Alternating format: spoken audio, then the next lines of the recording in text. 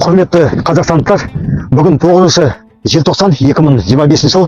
Біз бүгін Степногорск қаласындағы номер 4 мекемеге келіп тұрмыз. Өзіңіз көріп тұрсыздар. Күн боран, аяз бар, көктайғақ болып жатыр. Соған қарамастан біз маражламайтын қал жағдайын білуге келдік.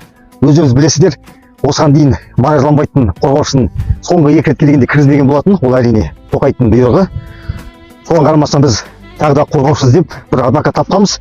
Сол қорғаушымен біз бүгін тағы да келдік Степногорск қаласындағы маражламайтын қал жағдайын білуге. Өздеріңіз білесіздер, маражламай тұрғаны емес, Амангелді Жақинға да адвокатты кіргізбей жатыр. Сол себептен біз жақын арада Амангелдіге тоже барамыз деп шештік. Ол әлі күні белгісіз.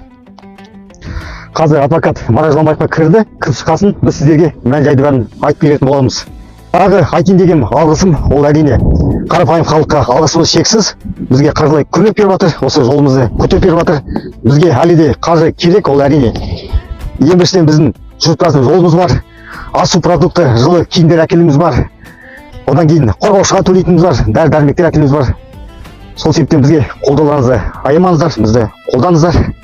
Маражламайыққа, Амангелді Жақинге, тағы да көптеген саяси тұтқындарға бостандық талап етемін. Алға, Қазақстан!